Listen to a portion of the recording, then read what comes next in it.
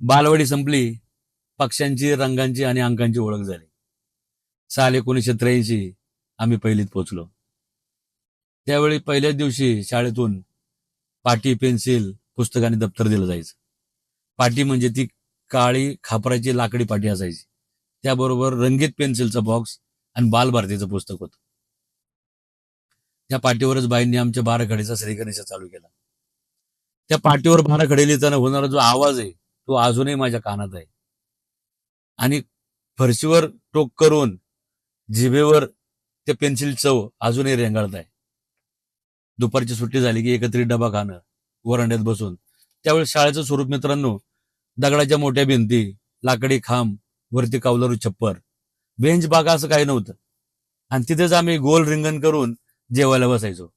एकत्रितपणे एकमेकांशी मिळून मिसळून राहणे आणि एकत्रित खाणे याचे संस्कार आम्हाला तिथूनच झाले. दुपारनंतर शाळेतून खाऊ मिळायचं आम्हाला. कधी बिस्किट, कधी शेंगदाणे, कधी दूध.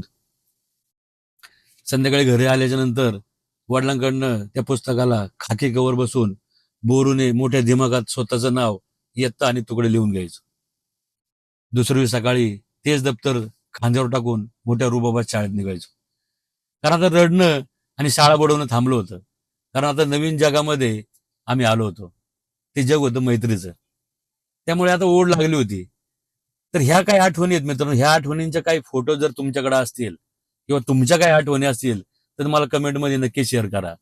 परत आपण त्या शाळेच्या दुनियेत जगूया.